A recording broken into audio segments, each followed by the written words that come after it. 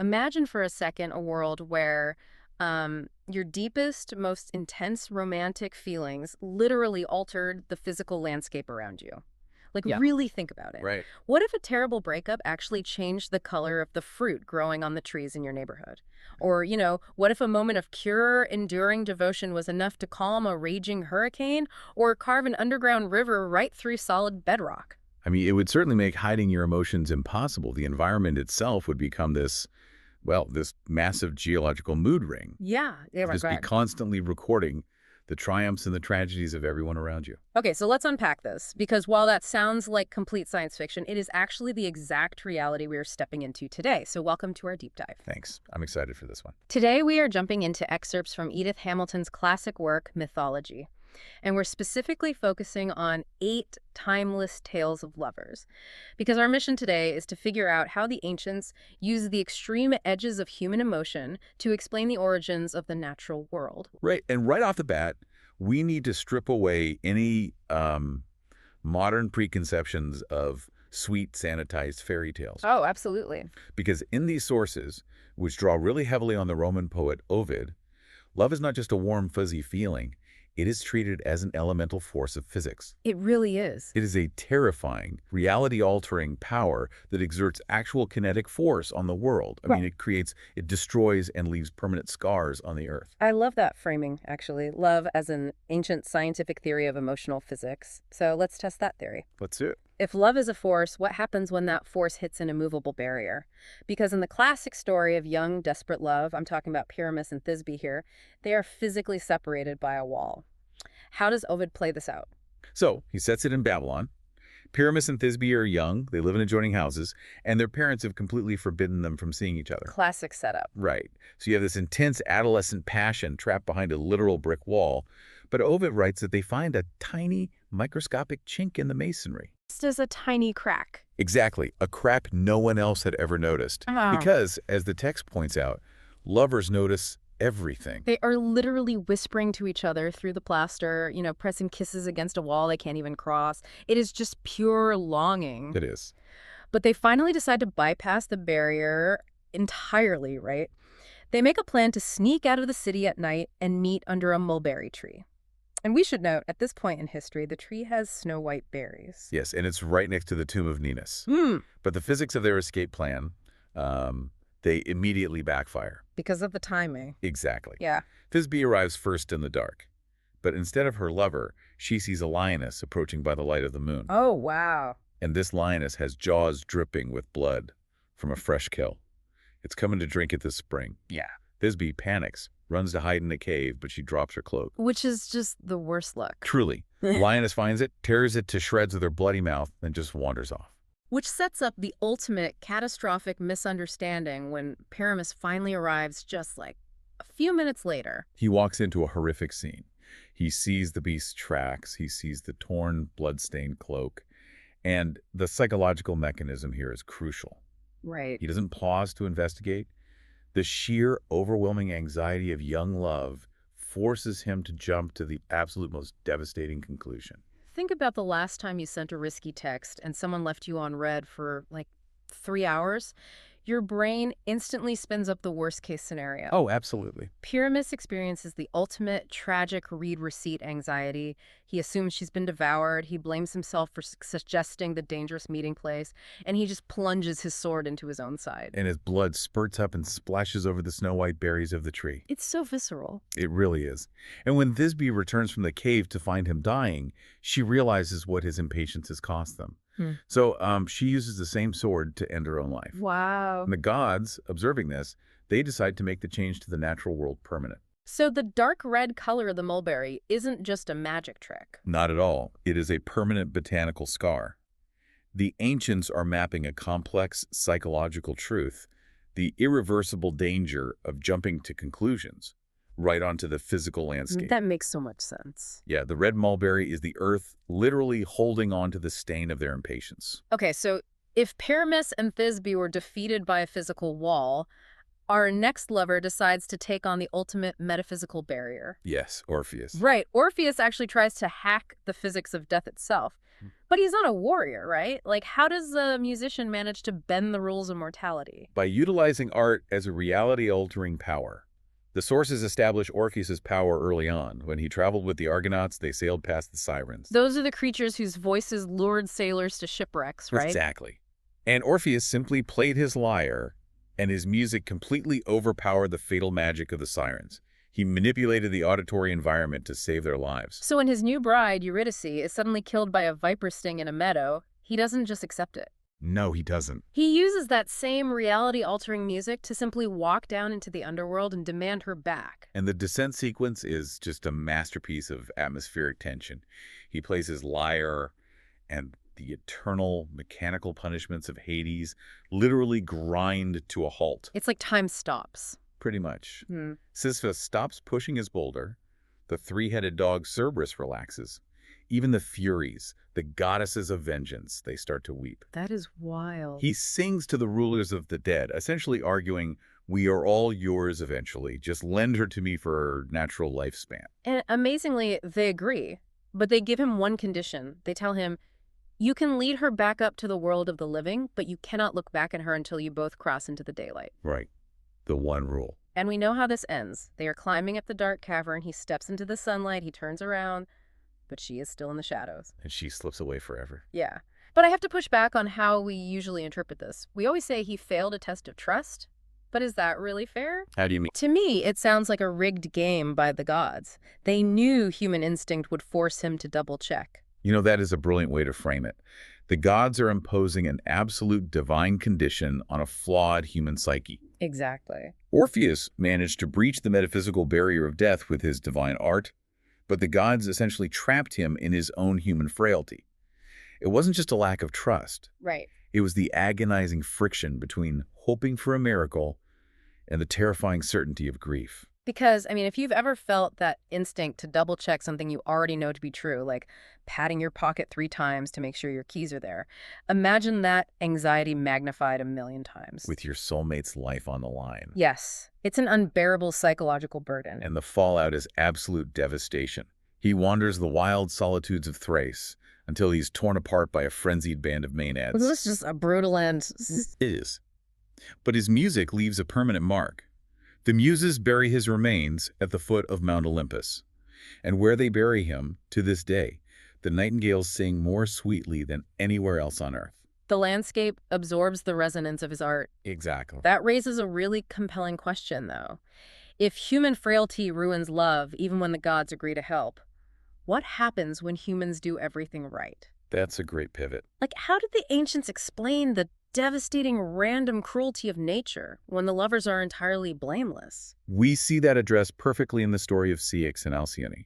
They are a king and queen, completely devoted to one another. But Ceyx is forced to make a sea voyage to consult an oracle. And Halcyon is terrified. Right, because Halcyon understands the chaotic physics of the ocean, and she begs him not to go. But he refuses to endanger her, leaves her behind, and then her worst fears are immediately realized by a massive, random hurricane. The sea just leaps up and swallows the ship. Ceyx drowns, and back home, Halcyon has no idea. She's completely in the dark. She is weaving a robe for his return, praying to the goddess Juno to protect a man who is already at the bottom of the ocean. And the ancient understanding of grief here is fascinating. Juno pities Alcyon's misplaced hope and sends a messenger to the house of Somnus, the god of sleep, to deliver the truth. I love this part. Ovid's description of sleep's realm is essentially a psychological map of depression and unconsciousness. It's a valley when the sun never shines, filled with the murmur of the river of forgetfulness, and surrounded by blooming poppies. It's incredibly cinematic.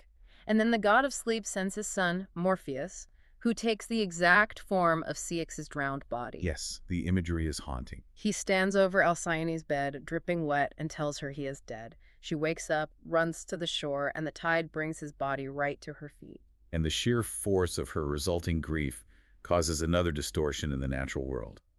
She leaps into the waves, but instead of drowning, she feels herself flying. She transforms into a bird. Right. And the gods, recognizing the purity of this devotion, transform Ceyx as well. And they actually alter the global weather patterns permanently just to compensate them. They really do. Every winter, there are 7 days where the sea lies perfectly still and calm, so Halcyon can safely brood over her nest, floating on the waves. We literally still use the phrase halcyon days to describe a period of perfect peace. It represents the universe's ultimate respect for pure grief. But Ovid is brilliant here, because he doesn't just look at how devotion alters macro weather systems. Right, he goes small too. He zooms in on how the divine interacts with the incredibly mundane, microscopic details of human life. Oh, this is the story of Baucis and Philemon. I love this one because it's basically an ancient episode of Undercover Boss. That is a great way to put it. But with like literal apocalyptic stakes. Jupiter and Mercury decide to wander the hill country of Phrygia disguised as poor, homeless travelers just to test the locals. And to understand the gravity of this, we have to recognize the ancient socio-political reality of Xenia, the law of hospitality. It wasn't just about being polite, right? Not at all. In a world without hotels or safe highways, providing shelter to a stranger was a sacred, non-negotiable pillar of civilized society. Jupiter was specifically the protector of guests. Well, the entire zip code fails the audit. The gods are turned away from hundreds of massive estates and wealthy homes. It's hundreds of them. Finally, they reach the poorest, most rundown shack in the region, and the elderly couple living there, Baucis and Philemon, welcome them with absolute joy. The textural details here are so grounded, the gods literally have to stoop to get through the door. I love that detail. And Baucis has to prop up a wobbly table leg with a piece of a broken dish. Philemon cuts a sliver of smoke-cured pork he's been saving on a beam. They're serving cabbage and cheap vinegary wine. Consider the spaces in your own life that feel profoundly safe despite being imperfect. That's what this couple offers.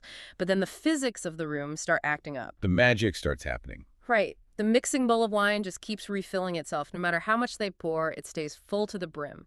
And the couple realizes they're hosting divinity. And they are absolutely terrified they haven't offered enough. They even try to chase down their one skinny goose to cook it for Jupiter. Which the gods find highly entertaining. They do. The gods stop them and say, "You two are getting rewarded, but your terrible neighbors are going down." They lead the old couple up a mountain, and when they look back, the entire sprawling neighborhood has been obliterated. Just swallowed by a massive lake. It feels a bit disproportionate, doesn't it? Like drowning a whole town over a missed dinner invitation. To modern sensibilities, yes, absolutely. But to the ancients, denying Xenia was a sign of a society that had completely rotted from the inside out. Ah, gotcha. The flood is a physical purging of moral decay.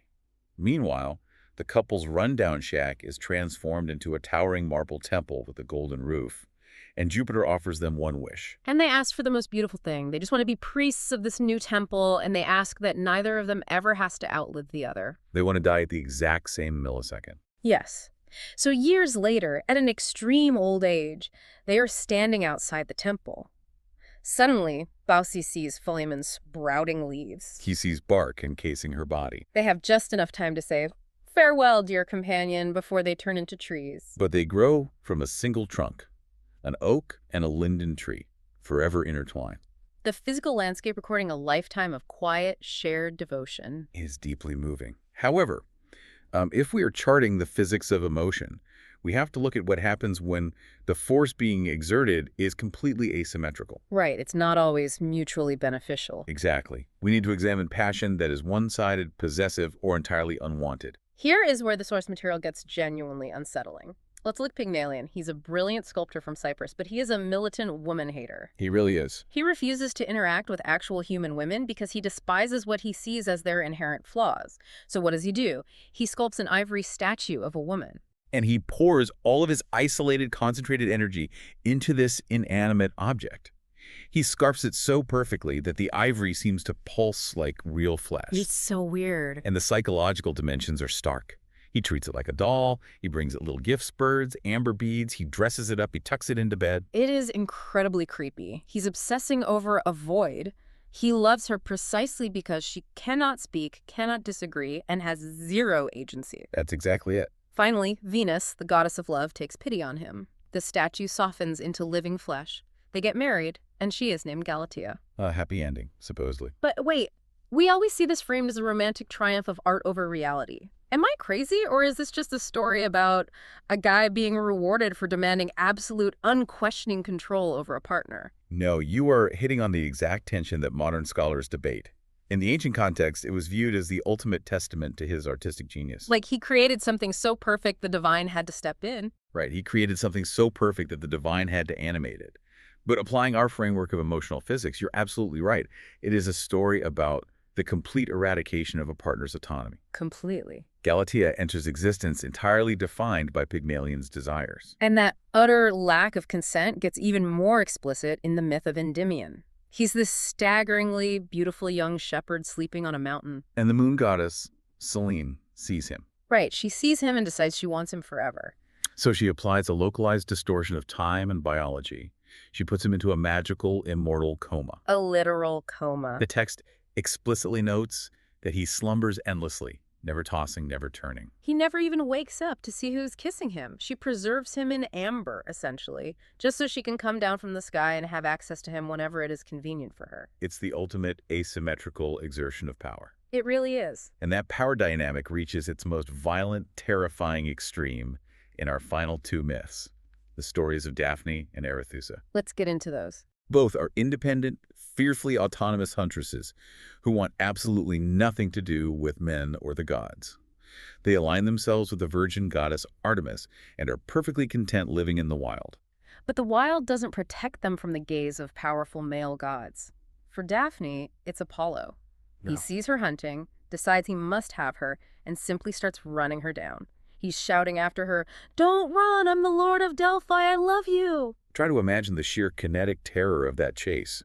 For Daphne, Apollo's quote-unquote love is indistinguishable from the predatory instinct of a wolf chasing a deer. That's a horrifying thought. She knows that mortals who are loved by gods usually end up exiled, destroyed, or forced to kill their own children to hide the evidence. There is no negotiating with a god's desire. It's the physics of a predator. She runs until her lungs are bursting. She can literally feel Apollo's breath on the back of her neck. So she prays to her father. Yeah, a river god, for a way out. And instantly, her feet root into the earth. Bark encases her torso. Leaves explode from her fingertips. She's transformed into a laurel tree. Because the kinetic energy of Apollo's chase has to go somewhere. Since Daphne refuses to absorb it, it grounds into the earth. That is a fascinating way to view it. The only way she can escape the blast radius of his desire is to completely forfeit her own humanity. And Apollo's reaction proves it was never about her autonomy. Oh, what did he say? He looks at the tree and declares, "If you cannot be my bride, you will be my tree. My victors will wear your leaves." He claims ownership of her physical form, even after destroying her human life. It is the exact same terrifying mechanism in the story of Arethusa. She is bathing in a river, and the river god himself, Orpheus, tries to assault her. Another chase? Exactly. She runs, he chases. She prays to Artemis, who turns Arethusa into a spring of water, literally cleaving the earth open so she can plunge underground. Just to get away from him. Yeah, tunneling beneath the sea from Greece all the way to Sicily just to get away. She rewrites the geography of the Mediterranean to escape him. And it still doesn't work. The myth says Orpheus simply turns back into a river, dives into the tunnel after her, and forces his waters to mingle with hers anyway. It is so bleak. It really is. These women are forced to become a tree or a puddle of water just to opt out of the predatory physics of the gods. It reveals the tragic limitations of the mortal sphere in these ancient sources. When the emotional force bearing down on you is absolute, the only defense mechanism the universe can offer is to absorb you back into the landscape. So what does this all mean for you? When we synthesize these ancient sources, we see that Edith Hamilton and Ovid weren't just writing fairy tales. Not at all. They were using human emotion as the scientific theory to explain the chaotic world around them. Love could literally change the color of a berry. It could calm the oceans for a grieving widow. It could fuse two devoted people into an intertwined oak tree. Right, or force a terrified woman to tunnel under the sea to escape a stalker. The environment wasn't just a backdrop, it was a ledger. It physically recorded the triumphs, the tragedies, and the brutal power dynamics of extreme emotion. So the next time you watch a rom-com, a tragic romance, or a psychological thriller, look for these ancient blueprints. They are everywhere. You're guaranteed to spot the Orpheus panic attack, the Pygmalion obsession, or the Pyramus misunderstanding playing out on screen. The underlying physics of the story haven't changed in thousands of years. We've just updated the scenery. Exactly. Which leaves us with a compelling final thought for you to explore on your own. Yeah, in these ancient myths, Every extreme emotional act left a permanent physical memorial in the natural world. A weeping tree, a singing bird, a stained flower. Right. If we were writing these myths today, looking at the modern phenomena, the altered urban landscapes, or the digital architectures we've built, what new myths would we have to invent to explain the lingering scars our own human passions leave behind?